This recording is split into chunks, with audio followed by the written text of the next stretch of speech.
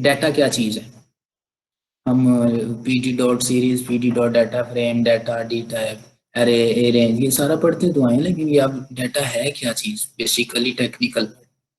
AI is sometimes heralded as the new industrial revolution.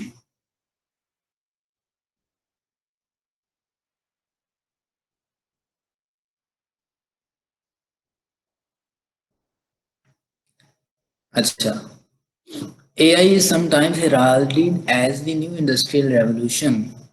If deep learning is the STEM engine of this revolution, अगर deep learning stem engine, बुनियाद जो है ना, जिसके ऊपर ये खड़ी है सारी, वो इस रेवोल्यूशन का बेसिक हिस्सा है, देन डाटा इज इट्स कोल, तो डाटा इसका कोयला है।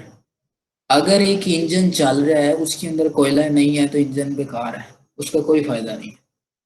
अगर डीप लर्निंग आपको आती है, डाटा ही नहीं है जिसके साथ इंटरप्रेट करना है आपने, तो फायदा नहीं है डीप लर्निंग। दोनों चीजें एक दूसरे के लिए लाजम व मलजूम है। जिंदगी है ऑक्सीजन से, पानी से, हवा से। ऑक्सीजन पौधों की वजह से है। क्यों कहते हैं कि दरख्त लगाएं, जिंदगी बचाएं, उसकी वजह है। तो पौधे कार्बन डाइऑक्साइड, देखें ना, अल्लाह ने हमारी निज़ाम को मेंटेन किया हुआ है। हम रेस्पिरेटरी सिस्टम जो है हमारा, हम ऑक्सीजन को यूज करते हैं, कार्बन डाइऑक्साइड जो है वो उसे मॉल के अंदर ट्रांसफर करते हैं। पौधे फोटोसिंथेसिस के अंदर कार्बन डाइऑक्साइड इस्तेमाल करते हैं, ऑक्सीजन प्रोड्यूस करते हैं। अल्लाह का कितना खूबसूरत निज़ाम है। तो अगर दोनों चीज़ें एक दूसरे के लिए लाजिम व मलजूम है, अगर आप वो पौधे नहीं होंगे तो आपके ऑक्सीजन का मसला होता है। शहरों के अंदर क्या है, आलूदगी क्यों है, एयर पोल्यूशन क्यों है, जंगलात कम है, पौधे कम है। देहातों के अंदर सेहत अफजा मकामात क्यों है, सेहत बख्श वो हवा क्यों है, इसी वजह से है कि वहाँ पे देसी माहौल होता है और दरख्त वगैरह, पौधे वगैरह होते हैं, वो ऑक्सीजन का एक सप्लीमेंट होते हैं। तो ये चीज़ है कि अगर आप डीप लर्निंग है आपके पास, तो डाटा उसका कोयला है, कोयले के बगैर आप डीप लर्निंग के साथ कुछ नहीं कर सकते। The raw material that powers our intelligent machines, ये वो मवाद है जो आपकी मशीन्स को इंटेलेक्चुअल बना देता है। इंटेलेक्चुअल आर्टिफिशियल इंटेलिजेंस में जो हम ह्यूमन इंटेलिजेंस इंस्पायर होके वर्ड यूज कर रहे हैं, without which nothing would be possible, इसके बगैर कुछ भी मुमकिन नहीं है।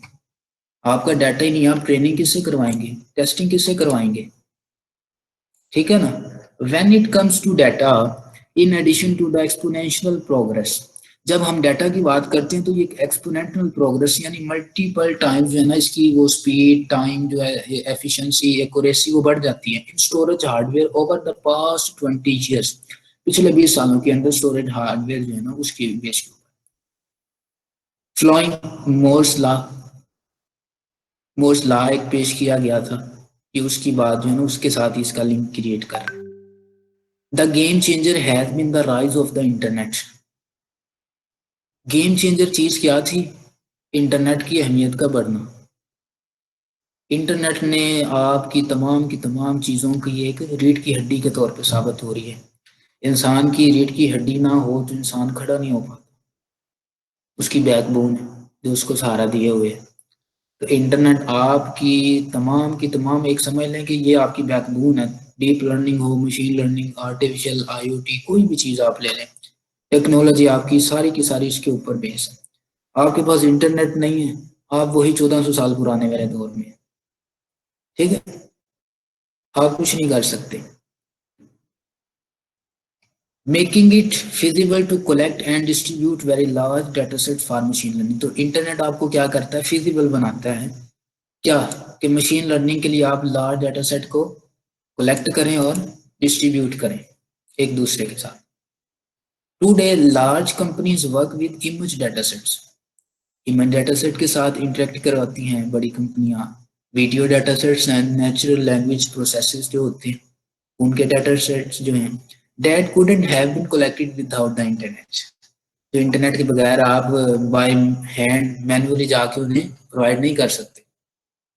वो खतूत वाला वही पुराना सिस्टम फिर देख लें, एक खत जाता है वो महीने 2 3 बाद वापस ही होती है उसकी, ठीक है। तो इतनी जल्दी वो सिस्टम आपका रन नहीं हो सकता। तो इंटरनेट ने आपको सहूलत प्रोवाइड किया, email, electronic mail, electric signal की बुनियाद पे वो एक जगह से दूसरी जगह जा रहा है। User generated images. Tags on Flickr, for instance, have been a treasure of data for computer vision. तो कंप्यूटर विजन के लिए जो फ्लिकर के ऊपर डाटा जनरेट करवाया जा रहा है इमेज के हवाले से, वो एक बहुत ज्यादा उनके लिए एक बैतुल माल समझ लें, जहां से आप वो इमेजेस का बैतुल माल है, वहां से आप वहां से लें। सो आर यूट्यूब वीडियोस,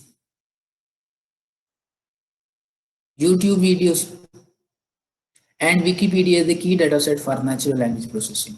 और विकीपीडिया वो एक बेसिक बुनियादी डाटा सेट है आपकी natural language processing data set, वो टास्क के लिए आप इसके साथ इंटरेक्ट कर सकते हैं। यूट्यूब वीडियोस आपके पास अवेलेबल है, उनके साथ आप इंटरेक्ट करवा सकते हैं।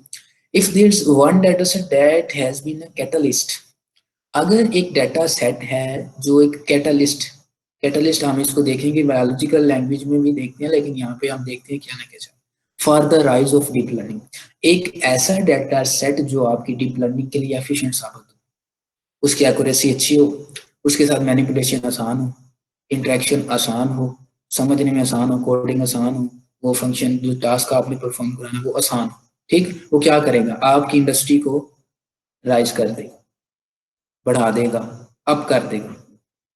It's the image net data set. Biology में इसका मतलब बता दूं, बायोलॉजी में हमारी एक, अगर हम खाना खाते हैं, हमारी रोटी जो है वो 100 साल, 200 साल, 500 साल तक हजम ही ना हो कैटालिस्ट के बगैर, इतना स्लो प्रोसेस होता है कैटालिस्ट के बगैर। तो ये 100 टाइम्स नहीं, 1000 टाइम्स, 10,000 मिलियन टाइम्स जो है ना वो रिएक्शन को तेज कर देते हैं, कैटालिस्ट इंजाइम के साथ मिलके एक्ट करते हैं। ये कुछ वाइटामिन होते हैं, प्रोटीन्स होते हैं, और एनाइंस के टाइम्स वगैरह होते हैं, एलिमेंट्स के कुछ, ये मैं बता रहा हूँ के टाइम्स एनाइन, ठीक है, एटम के अंदर से, ये सारी चीजें। It's the image net data set consisting of 1.4 million images. एक इमेज नेट डाटा सेट हमने कल लास्ट टाइम पढ़ा था, वो था उसके अंदर 1.4 मिलियन इमेजेस जनरेट करवाई गई, वो कंटेन करता है। That have been hand annotated with 1000 image categories, और बाय हैंड इसकी 1000 इमेज कैटेगरीज जो है इसको कैटेगराइज किया गया, वन कैटेगरी पर इमेज।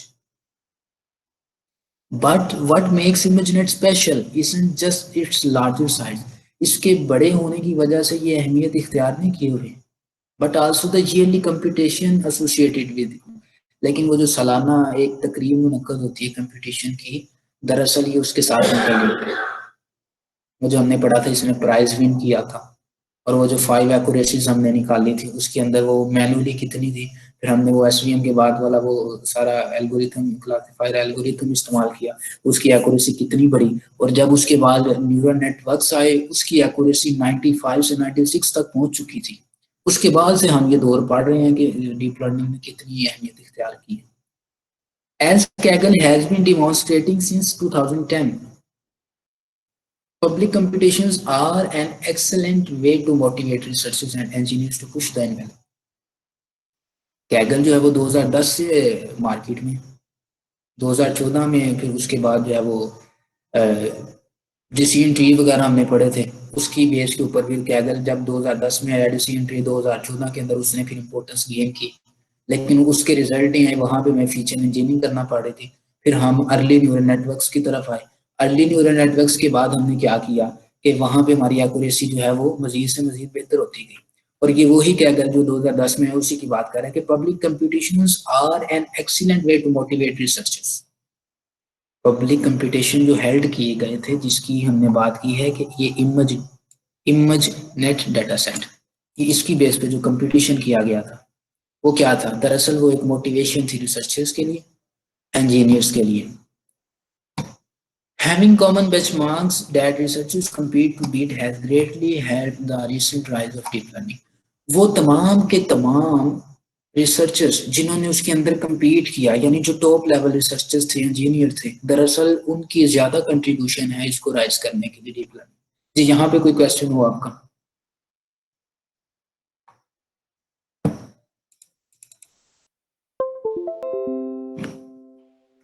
अच्छा जी, नेक्स्ट है एल्गोरिथम्स।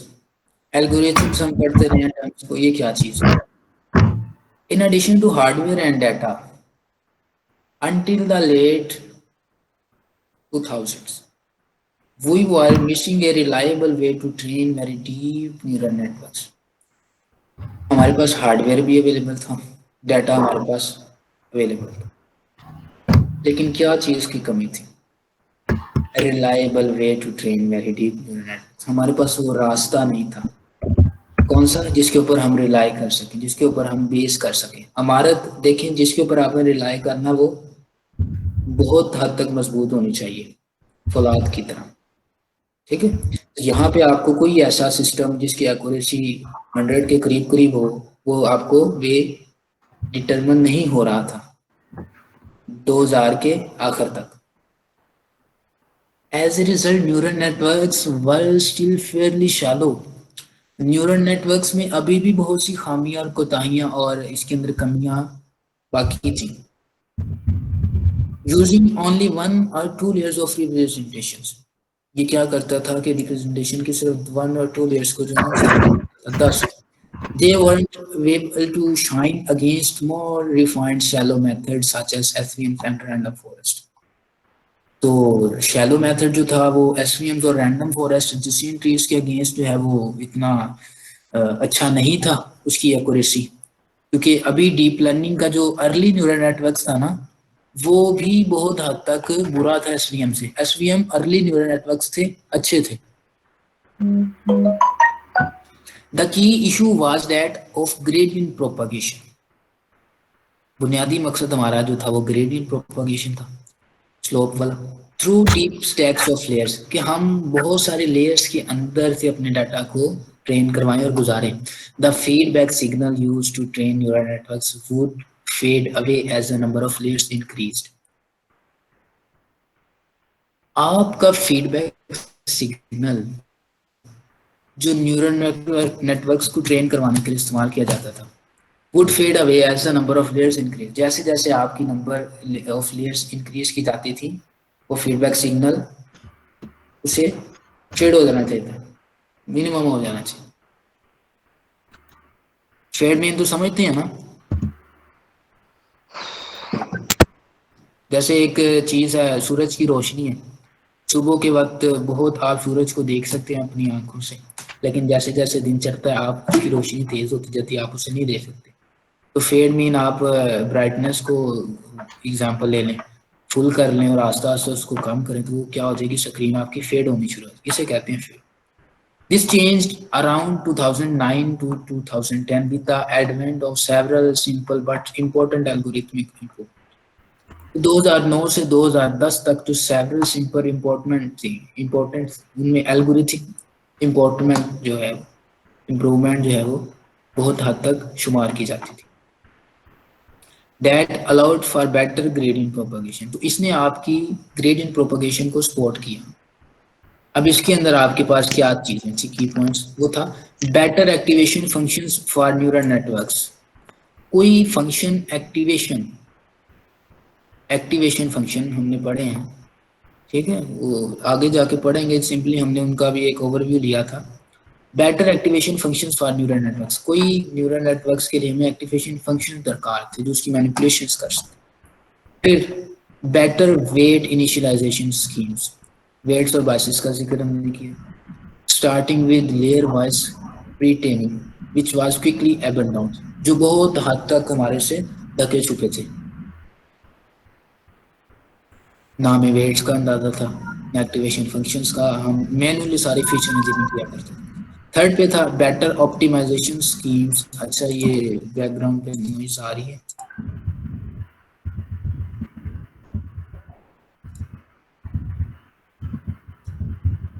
सर आप कुछ कहना चाह रहे हैं?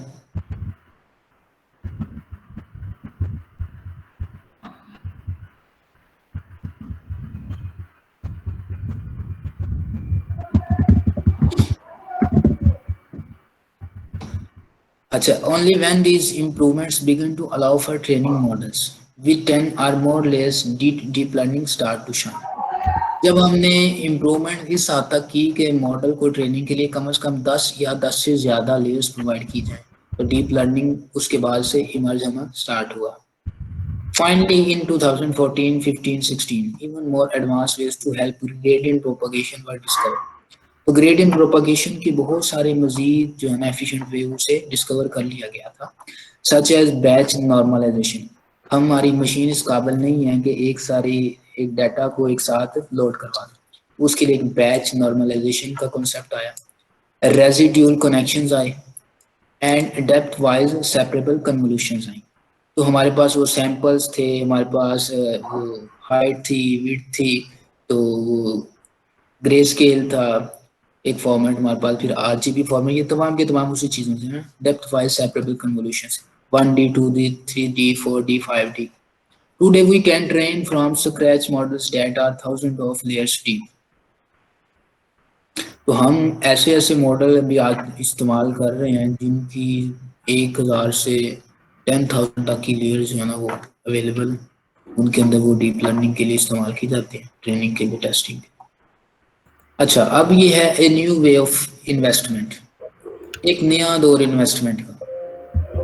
As deep learning became the new state, the art for computer vision in 2012, 13 and eventually for all perceptual tasks।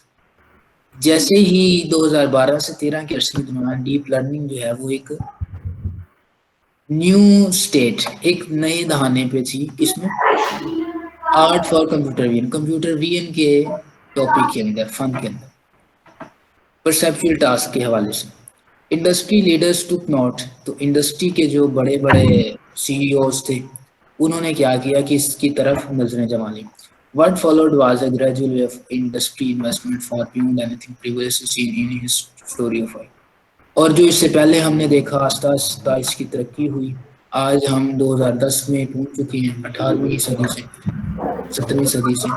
तो वो तमाम का तमाम हम दौर देख चुके हैं कि उसके दरमियान कौन कौन से विंटर आए, first AI winter, second, third, ठीक है। और ये आज हम 2010 के अंदर अभी तक ये यहाँ पे पहुंच चुके हैं। इन 2011, right before deep learning took the spotlight, इससे पहले कि 2011 में डीप लर्निंग एक मंजरे आम पे आती, स्पॉटलाइट सारी की सारी तवज्जो का मरकज बन जाती, the total venture capital investment in AI was around $19 million. तो $19 मिलियन की इसके ऊपर इन्वेस्टमेंट 2011 में हो चुकी।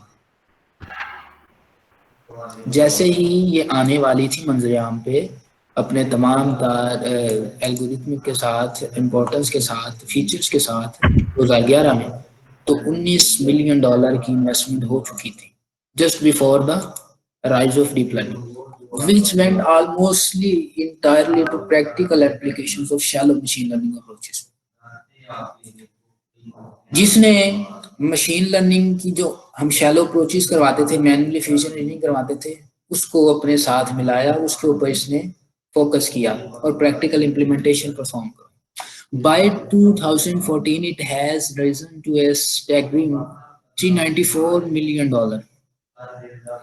2014 में $394 million की investment, dozens of startups launched in 3 years, these 3 years बहुत सारे इनिशिएटिव स्टार्ट हुए, दर्जनों के साथ, trying to capitalize on the deep learning hype, इसको एक बड़े पैमाने पे फैलाने।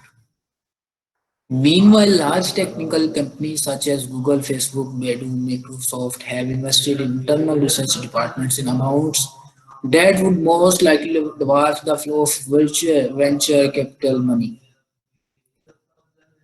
उन्होंने अपने इंटरनल रिसर्च डिपार्टमेंट्स के ऊपर गूगल, फेसबुक, माइक्रोसॉफ्ट, बड़े बड़े अदारों ने जो है इसको हाथों हाथ लिया।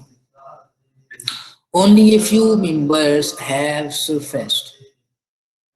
In 2013, Google acquired a deep learning startup DeepMind for a reported $500 million, the largest acquisition of an AI company in history। AI company की तारीख की सबसे बड़ी इन्वेस्टमेंट $500 मिलियन की डीप माइंड के थ्रू, डीप लर्निंग के अंदर जो है गूगल ने की 2013 में। In 2014, Baidu started a deep learning research center in Silicon Valley। investing $300 million in the project। Silicon valley में 2014 में एक साल बाद गूगल के $300 की इन्वेस्टमेंट की गई रिसर्च की। The deep learning hardware startup Nirvana systems were acquired by Intel in 2016 for over 400 million। तो जो डीप लर्निंग का हार्डवेयर स्टार्टअप था निर्वाणा सिस्टम्स, वो क्या था? इंटेल ने उसको एक्वायर किया 2016 में $400 million की इन्वेस्टमेंट के जरिए। सबसे पहले गूगल ने की, फिर बेडू ने की, ठीक है। उसके बाद आप एक एक साल का फर्क है, 2013 है, 14 है, फिर 15 है। एक ने 500 की, एक ने 300, एक ने $4 million की। Machine learning in particular, deep learning बुनियादी तौर पे, आमतौर पे machine learning, deep learning has become central to the product strategy of these technical giants. इनकी जो प्रोडक्ट स्ट्रेटजी है वो किसकी बेस पे है? Deep learning, machine learning base पे। और ये इसका एक कोर सब्जेक्ट बन गई, बिकम सेंट्रल। उसने एक मरकजी हैसियत इख्तियार कर ली। इन लेट 2015 गूगल सीईओ सुंदर Pichai stated machine learning is a core transformative way by which we are rethinking how we are doing everything। क्या खूबसूरत जुमला है। गूगल के सीईओ ने कहा कि मशीन लर्निंग एक बुनियादी मरकजी नुक्ता है, नुक्ता नजर है। किसका? सुनिएगा, एंजॉय कीजिएगा इस लाइन को। ट्रांसफॉर्मेटिव वे, वो मुतबादल रास्ता, बाय विच, जिसके जरिए वी आर रीथिंकिंग, जिसके जरिए हम इस चीज को दोबारा सोचने पे मजबूर हो गए हैं। How we are doing everything, हम किस तरह हर काम को मैनिपुलेट कर रहे हैं। We are thoughtfully applying it across all our products, हम इसको मुकम्मल तौर पे तमाम की तमाम प्रोडक्ट्स के ऊपर अप्लाई करवा, be it search, ads, YouTube play, कोई भी आपका डाटा। And we are in early days, हम उन शुरू के दिनों में दाखिल हो चुके हैं। But you shall see us in a systematic way apply machine learning in all these areas. लेकिन आप देखेंगे कि हम इनको तमाम एरियाज के अंदर अप्लाई करवाएंगे, मशीन लर्निंग के जो एरियाज हैं, एक सिस्टमेटिक वे के अंदर। पूरा इनका एक सिस्टम डेवलप होगा बैकएंड के ऊपर। ये नहीं है कि ऐसा आया ख्याल में तो उसकी पूरी एक लॉजिक वर्क फ्लो होगा आपके पास सिस्टमेटिक वे के अंदर, उसका एक पूरा बैकएंड के ऊपर वर्क फ्लो होगा। As a result of this wave of investment, the number of people working on deep learning went in just 5 years from a few hundred to tens of thousands। तो इस investment के नतीजे में बहुत सारे लोगों ने डीप लर्निंग के ऊपर स्टार्ट किया। वेंट इन जस्ट 5 years, इन 5 सालों, from a few hundred to tens of thousand, जो कि इतना काम है कि आप फ्यू हंड्रेड से 10,000 तक के अरसे में हुई। And research progress has reached a frenetic pace, और वो अपने आखिरी नहज पे पहुंच चुकी थी। Research is progress, accuracy, successfulness, सारे के सारी चीजें। There are currently no signs that this trend will slow any time soon. अब इसके कोई इम्कान नहीं है, कोई इसके लिए जो है ना रोशन इम्कान नहीं है आप इस प्रोग्रेस को स्लो कर सके जल्द। अच्छा जी, नेक्स्ट है हमारे पास डेमोक्रेटाइजेशन ऑफ डीप लर्निंग। ये क्या चीज है? One of the key factor driving this inflow of new faces in deep learning has been the democratization of the tool sets used in the field. वो tool set जो इस field के अंदर इस्तेमाल किए जा सकते हैं, उनका इनफ्लो, अंदर का सारा makeup. In the early days, doing deep learning required significant C++ and code expertise। तो डीप लर्निंग के लिए मॉडर्न डेज के अंदर, अर्ली डेज में C++ और कोड एक्सपर्टीज आप रिक्वायर की जाती थी, विच फ्यू पीपल पोजेस, जो बहुत से लोगों के पास मौजूद नहीं थी, सिर्फ चंद लोगों के तक मौजूद थी। Nowadays, basic Python scripting skills suffice to do advanced deep learning research।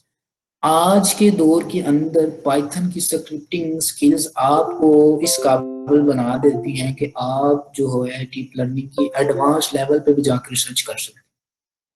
वो तमाम आपको वो जो निचोड़ था वो एक फॉर्म के अंदर कन्वर्ट कर दिया गया, इफेक्टिव फॉर्म जो है ना, जिस तरह हम बात कर रहे थे कि नमपाए के बाद पांडास क्यों इस्तेमाल की जा सकती है, वो तमाम फीचर जो नमपाए से उसकी हदूद से बाहर थे, दायरे इख्तियार से, वो पांडास के थ्रू हो गई। अब वो तमाम जितनी की जितनी हमने रिसर्च की, देखे ना पीएचडी के अंदर क्या है। अब मैं आपको एक बात बताऊं कि हमारे एक यहाँ पे अलामा साहब हैं, उन्होंने जो है ना 5,000 पेजेस निकाल के दिए उन्हें पीएचडी थीसिस के लिए, रिसर्च के। उन्होंने करना क्या है, उसमें से रिसर्च करनी है और उसकी तलखीस करनी है। एक है खुलासा, एक चीज है तलखीस। आपके पास 900 वर्ड है, 900 वर्ड को आपने 300 वर्ड के अंदर कन्वर्ट करना है, इसे कहते हैं खुलासा। बात मुख्तसर मगर जामे, ये है खुलासा। एक चीज है तलखीस, वो खुलासे का खुलासा तलखीस कहलाता है। इट्स मीन आपने वो 300 वर्ड को मजीद प्यूरिफाई करके 30 वर्ड के अंदर जो है कन्वर्ट कर दिया। आपकी बात इतनी बड़ी लेवल की है कि अब आप वो देखते हैं कोई शायर का शेर हो गया, किसी सहाबा का, नबी करीम सल्लल्लाहु अलैहि वसल्लम की हदीस है, कोई कुरान की आयत है, वो तो खैर चले बहुत ऊपर लेवल की बात है। एक किसी दाना का कौल हो गया, उसके अंदर एक पूरी रिसर्च, पूरी जो है ना बैकअप पे एक वर्क फ्लो मौजूद होता है आपका। वो क्या चीज है, वो पूरी हिस्ट्री को उसने, पूरे वर्क फ्लो को एक दो लाइनों दो सत्रों के अंदर जो है ना वो बंद कर दिया, कूजे में बंद कर दिया दरिया को। ये वो चीज है। तो पाइथन की जो स्क्रिप्टिंग स्किल्स थी बेसिक, डीप लर्निंग की एडवांस स्किल्स के साथ कंपैटिबल होंगी। This has been driven most notably by the development of Theano and then TensorFlow. और ये थियानो की डेवलपमेंट के बाद और टेंसरफ्लो के आने के बाद जो है ना बहुत हद तक जो है ना नोटिसबली इसके ऊपर काम किया गया। Two symbolic tensor manipulation frameworks, ये दो symbolic tensor manipulation frameworks for Python that support auto differentiation, greatly simplifying the implementation of new models। Automatically क्या करता है, सपोर्ट करता है ऑटो डिफरेंशिएशन, और सिंप्लीफाइंग है ग्रेटली लेवल का implementation of new models, and by the rise of user friendly libraries।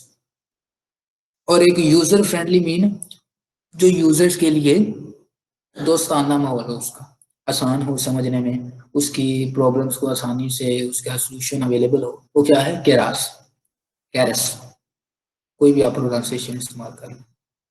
Which makes deep learning as easy as manipulating Lego bricks. जिस तरह लीगो ब्रिक्स जो है वो मैनिपुलेशन को आसान करते थे, सेम इसी माने के अंदर, मेहनत के अंदर कैरस ने ये काम परफॉर्म किया। After its release in early 2015, Keras quickly became the go-to deep learning solution। बारीक से बारीक लेवल पे जाकर आपके कैरस ने आपको end to end go to deep learning solution provide किया for large number of new startups, graduate students, वो तमाम लोग जो भी इनिशिएट ले रहे हैं, वो तमाम स्टूडेंट जो ग्रेजुएशन कर रहे हैं, and research pivoting into the field, और वो तमाम लोग जिनकी रिसर्चेस जो हैं वो आखिरी मरहल में हैं, जो रिसर्च लेवल के रिसर्चेस हैं, जो रिसर्चेस कर रहे हैं, पिवटिंग इनटू द फील्ड, उनका जो पिवट पॉइंट है, जो मरकजी नुक्ता नज़र है, वो क्या है, इस महवर जो है वो इस फील्ड के अंदर है, रिसर्चेस। तो कैरस ने उन सब के लिए एक यूजर फ्रेंडली जो कैरस है उसने एक दोस्ताना माहौल क्रिएट किया और मैनिपुलेशन को बहुत हद तक आसान किया। विल इट लास्ट, क्या ये सर्वाइव करेगी आखिर तो। Is there anything special about deep learning networks that make them the right approach for companies to be investing. क्या कोई ऐसी बेसिक सॉलिड राइट रीजन है कि कंपनीज इसके अंदर इन्वेस्ट कर सके, and for researchers to flock to, और रिसर्चर्स के लिए भी, और इस deep learning is a fact that may not lost, या फिर डीप लर्निंग जो है वो एक फैड है, बेसिक है, जो कि लास्ट नहीं कर सकते, सर्वाइव नहीं कर, जिसका इख्तिताम नहीं।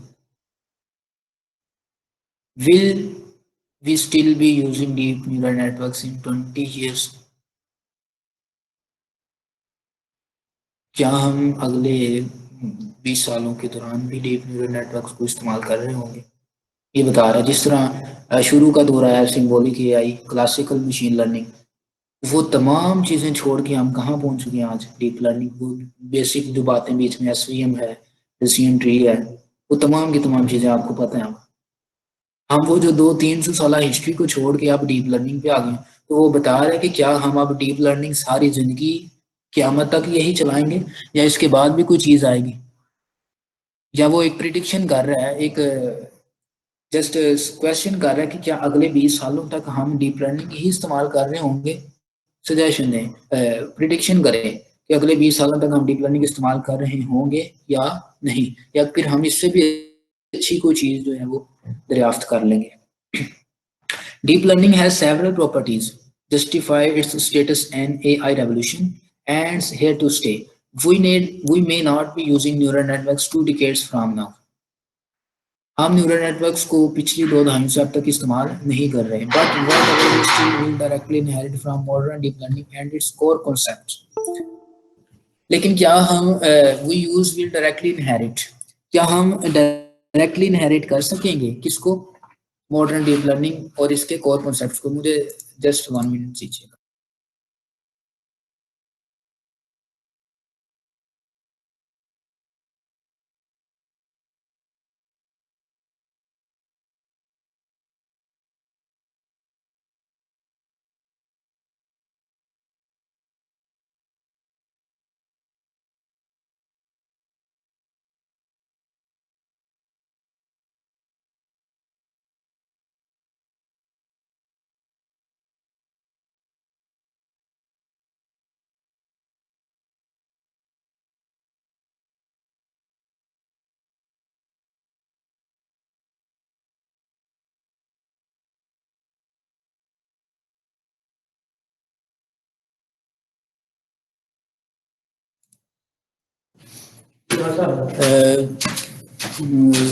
We directly inherit from modern deep learning and its core concepts.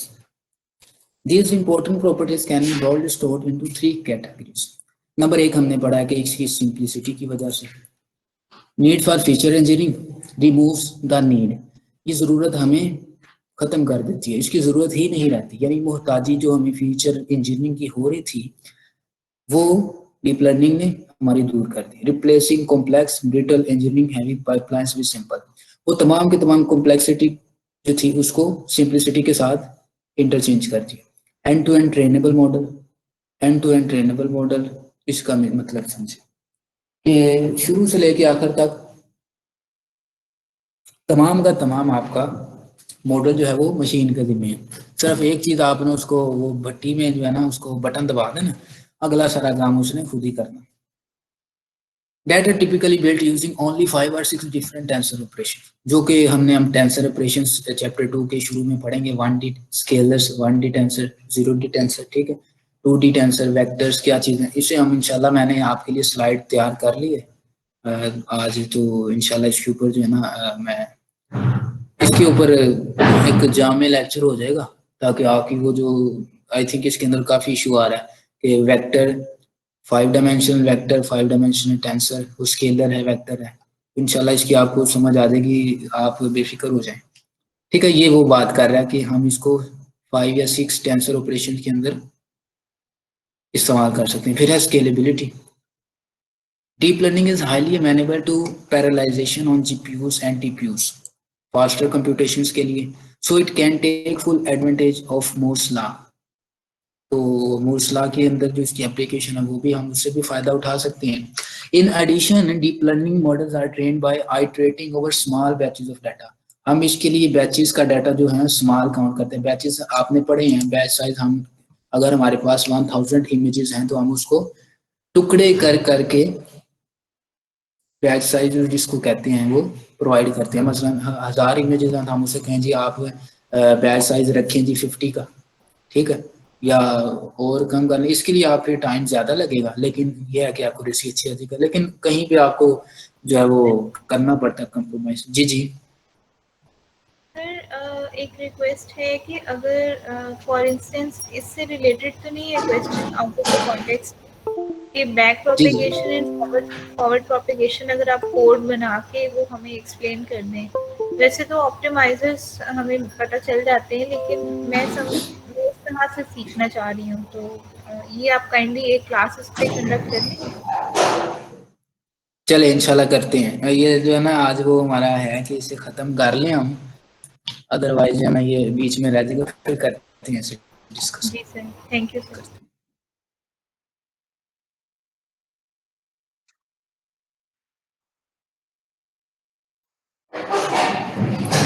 अच्छा जी, allowing them to be trained on data set of arbitrary size। arbitrary size कोई भी आप दे सकते हैं, रैंडमली दे सकते हैं कि आपके पास 1 लाख तस्वीर है, आपने उसका डाटा सेट ट्रेन करवाना, तो इसके लिए कोई लिमिट नहीं है।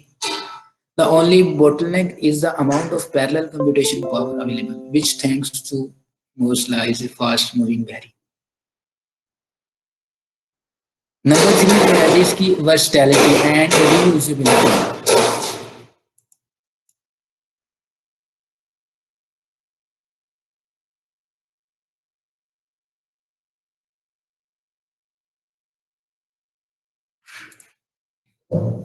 वर्सटैलिटी, वसी नज़री या वसी पैमाने पर इसका इस्तेमाल मुख्तलिफ फील्ड। रीयूजेबिलिटी, इसके साथ आप बार बार जो है वो मैनिपुलेशन कर सकते हैं। Unlike many pair machine learning approaches, जो बहुत पहले आपने मशीन लर्निंग अप्रोचेज पढ़ी हैं पहले वाली, उनकी तरह नहीं है। क्या deep learning models can be trained on additional data provide कर सकते हैं without starting from scratch, making them viable for continuous online learning. आप उसको मुसलसल मुसलसल मुसलसल लर्निंग करवा सकते हैं कंटिन्यूअस मैनर में। An important property for large production models, जो कि प्रोडक्शन मॉडल के लिए एक इम्पोर्टेंट आपके पास एज है, प्रॉपर्टी है कि आपको वो सारा काम सिरे से दोबारा नहीं करना पड़ता। आप जहाँ से उसको वो प्रोवाइड करेंगे वहां से वो दोबारा आगे साइकिल जो है स्टार्ट हो जाएगा।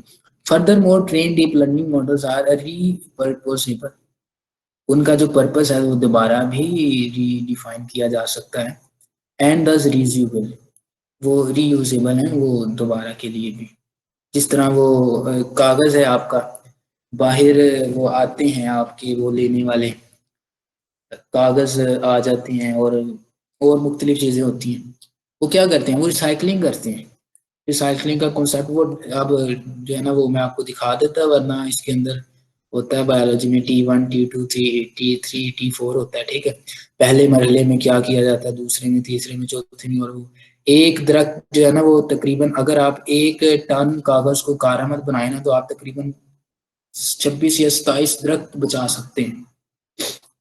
इतना इसका फायदा है रीयूजेबिलिटी का।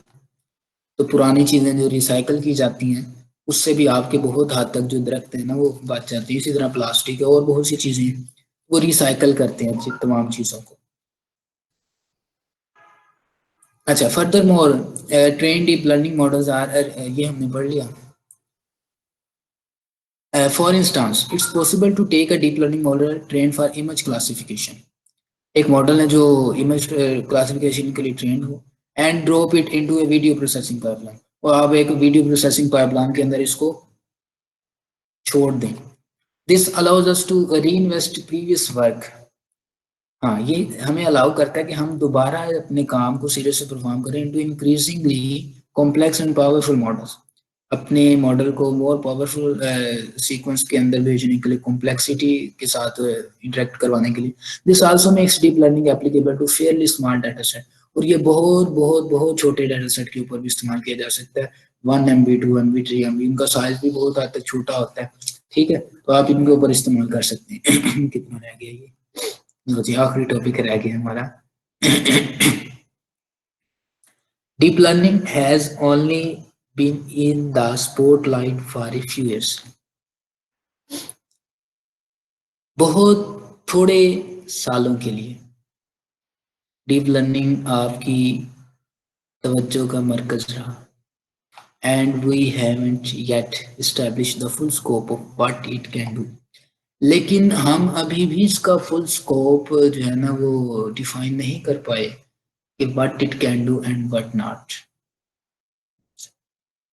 ये क्या कर सकता है, इसकी क्या लिमिटेशंस हैं, क्या इसकी एक्साइटेशंस हैं। विद एवरी पासिंग मंथ, हर गुजरते माह के साथ, we learn about new use cases and engineering improvements.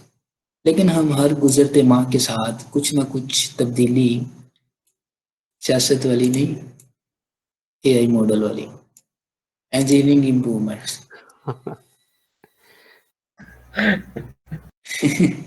ये कौन है? कौन मुस्कुरा रहे थे? सर ये सियासत वाली तब्दीली में ये जो सियासत वाली तब्दीली सर, आपने बड़ी जो पर्टिनेंट बात कही है, इस पे सर आ सके। जी जी, वो आपको थोड़ा सा जगाना भी तो होता है ना, वो सीरियस ना लिया करें आप, जमीन पे आए, आईसीयू में नहीं आए, तो सीरियस ना हो जाया करें। मैंने कहा खामोशी तारी है कि पता नहीं क्या वो जो है ना, परेशान ना हुआ करें, अपनी मौजूदगी का एहसास जो है ना वो दिलाते रहा करें, वरना मैं जो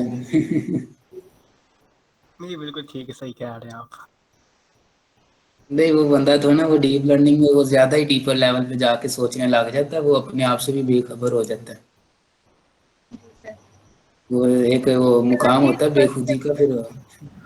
वहां से फिर न्यूटन का चौथा लॉ शुरू हो जाता है। बस वो मैं अभी आपको एक चीज बताऊंगा, वो आप जो है ना वो बाद में हम इसको करते हैं एक मजाक के तौर पे, फिलहाल ये खत्म कर लें। तो सेकंड स्टार्ट हो गए। जी जी, ये देखिए मैम, आपको जिसका इंतजार था वो वक्त आन पहुंचा है। जी सर। ये आपको दो बड़ा सा नजर आ रहा है? जी सर। इंशाल्लाह हम जो है ना बस जा रहे हैं दूसरे की तरफ।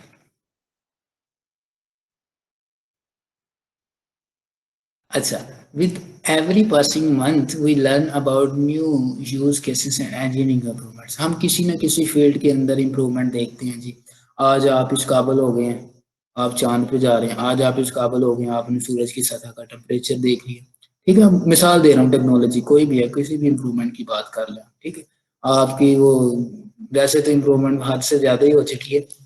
अ, वो कुछ नाजायज चीजें और जो चीजें आपकी प्राइवेसी को इफेक्ट करती हैं वो भी उनके पास जा रही हैं, साथ तक आपकी जो इम्प्रूवमेंट्स हो चुकी हैं आपकी मर्जी के बाद। जिस तरह वो व्हाट्सएप की एक प्राइवेसी इशू है, इसी तरह आपकी वो जो लोकेशन है, गूगल आपकी लोकेशन गेट करता है। कोई आप थर्ड पार्टी ऐप जो है वो इंस्टॉल करते हैं तो वो आपसे क्या एक्सेस मांगता है, आपकी फाइल्स की, आपकी रिकॉर्डिंग की, आपके मैसेजेस की, आपकी लोकेशन की। वो एक ही चीज आपकी जो है ना वो मांगता है। इट्स मीन आप हैकर के जो है ना बिल्कुल करीब बैठे हैं, आपके और उनके दरमियान कोई ज्यादा फासला नहीं है। उस हाथ पे, उस एंड पे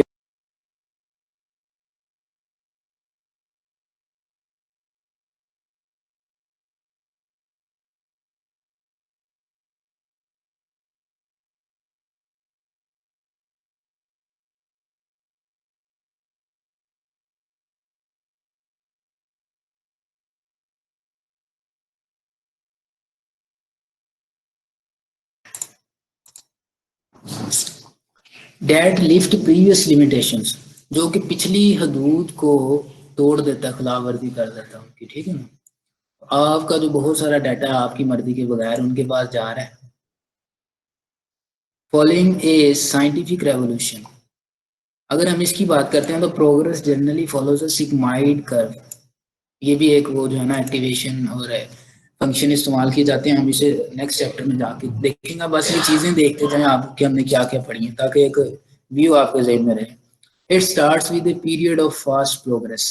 इसकी वजह से आपकी जो प्रोग्रेस है वो एक ऐसे दौर के अंदर दाखिल होगी जहाँ पे फास्ट कंप्यूटेशन की जा सकती है, which gradually stabilize as researchers hit hard limitations, जो कि ग्रेजुअली स्टेबलाइज होगी।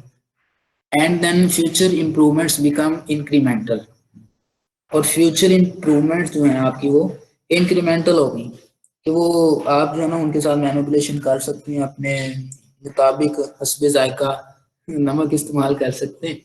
ठीक है, और हस्बे जायका इम्प्रूवमेंट जो है ना वो कर सकते हैं। Deep learning in 2017 seems to be in the first half of the sigmoid. जो 2017 के अंदर डीप लर्निंग थी वो इस तरह देखी गई कि जैसे वो फर्स्ट हाफ ऑफ दैट सिगमाइट, वो फर्स्ट हाफ है सिगमाइट, which with much more progress to come in the next few years। ऐसी प्रोग्रेस अगले चंद सालों के दरमियान इससे बढ़ के कहीं ज्यादा प्रोग्रेस जो है इसके अंदर देखी जाएगी। वाखिर दावा या अनिल हम्दुलिल्लाहि रब्बिल आलमीन। लो जी सजाद भैया।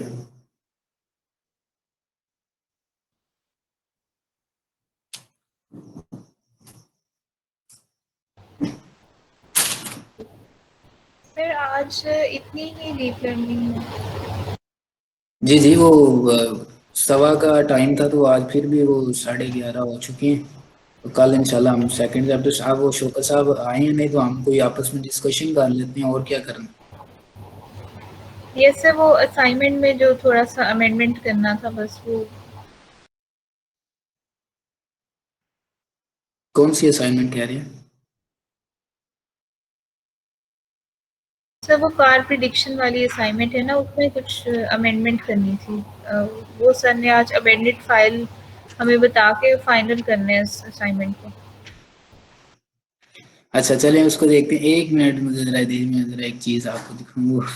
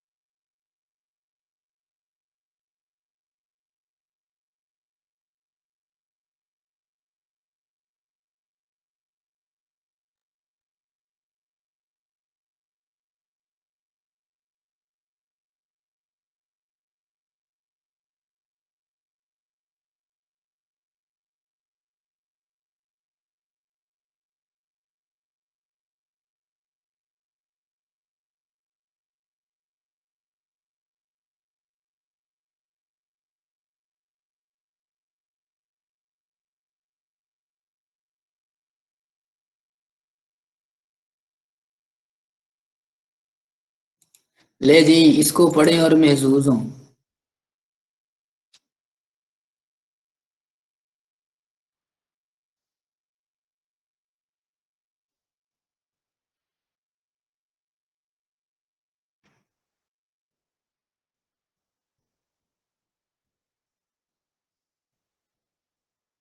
सर ये तो मीम है।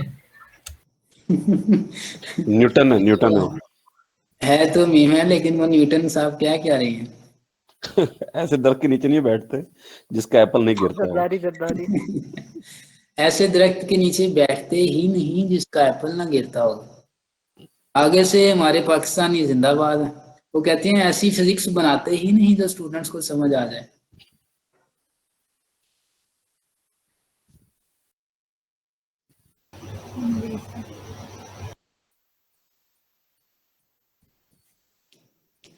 बस जी, बहुत सारी जो है ना, देखें कि हम 300 400 साल, 1600 के अंदर जो है ना, 1600 के बाद तकरीबन तकरीबन 1634 के करीब करीब जो है ना न्यूटन का कानून आया। और अभी भी हम जो है ना वो 300 400 साल पुरानी फिजिक्स के कॉन्सेप्ट्स पढ़ रहे हैं। हम अभी सर कितना उसका पीछे एक हैं। ये भी रीजन। नहीं सर, ऐसे वो नहीं पढ़ रहे। आइंस्टाइन वगैरह ने उसके रिफ्यूट कर दी। एक्चुअली हम अपडेटेड नहीं है, और बल्कि आइंस्टाइन के ऊपर भी जो है लोगों ने गिरफ्त करके उसका भी चेंज कर दिया हुआ है। उसने उसके जी जो लॉ ऑफ मोशंस हैं एज अ क्लासिकल स्टडी वो पढ़ाए जा रहे हैं। उसका ये मतलब नहीं है कि वो फॉलो किए जा रहे हैं। आइंस्टाइन ने जब थ्योरी ऑफ रिलेटिविटी दी है 1905 में, उसके बाद हर चीज रेवोल्यूशनाइज हो गई फिजिक्स में। उसके बाद फिर एक जो है न्यू फिजिक्स का एरा स्टार्ट हुआ, जिसके ऊपर फिर कमेंट करते हुए अब उसके भी चेंज होके फिर लेटेस्ट जो अभी स्टीफन हॉकिंग जो है वो जी जी फौत हुआ है। तो स्टीफन हॉकिंग फौत हुआ है, तो उसने एक नई मतलब जहत में ले गए हुए हैं। लेकिन ये कि इसको इसलिए पढ़ाया जाता है कि he is the father of kind of father of physics. जी उसने जी वो लॉज ले किए, फिर उसके ऊपर इन्होंने गिरफ्त की और फिर चेंज करके जब 20th सेंचुरी स्टार्ट हुई, आइंस्टाइन ने इसको चेंज काफी इसके अंदर किया, और फिर उसके आगे भी उस पर फर्दर आए। तो असल वजह यह कि वी आर नॉट, हम पढ़ नहीं रहे। हाँ जी, मतलब बिल्कुल बिल्कुल ऐसे ही। प्रॉब्लम ये आप नहीं है देखिए ना। कि फिजिक्स चेंज हो रही है, हम पढ़ नहीं रहे। जी जी। अब मसला ये है कि हमारा जो निज़ाम तालीम है वो जो है ना वो कब्ज़ा गियार में है। उन्होंने सारा हमारा डिफाइन किया। ब्रिटिश सिस्टम है हमारा। ऑक्सफोर्ड का आप उठा के देख लें, आप कैम्ब्रिज का उठा के देख लें। उनका और हमारा सिलेबस देख लें, क्लासों का मैच कर लें। सर सबसे पहली बात तो ये ना देखें, वो उनकी अपनी बुक है, उनकी अपनी जुबान है, अपनी क्या वो जुबान नहीं जानते थे? इसके बावजूद उन्होंने डिक्शनरीज बनाई हैं। आप अपनी उर्दू की डिक्शनरी खोल के देखें, कोई अच्छी से अच्छी, आप अल्फाज की जो सही जो है ना प्रोनाउंसिएशन, जो तलफ़ुज़ है, वो इतना मुश्किल है कि हम में से कोई भी नहीं, बड़े से बड़ा शायर भी होगा, अगर वो भी कोई पढ़ेगा तो उसके पे भी आप गिरफ्त कर सकते हैं कि आपने इसको ज़ेर से क्यों पढ़ा, इसे ज़बर से क्यों नहीं पढ़ा।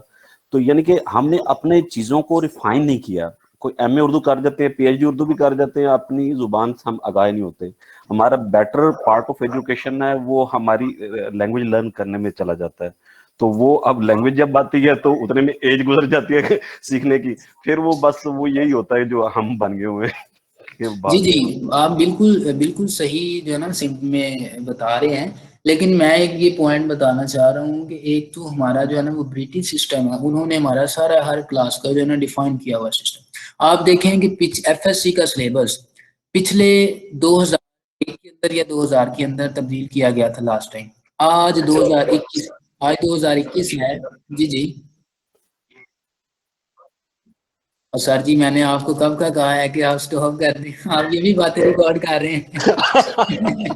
सर जी ये भी लाभ नहीं सर, ये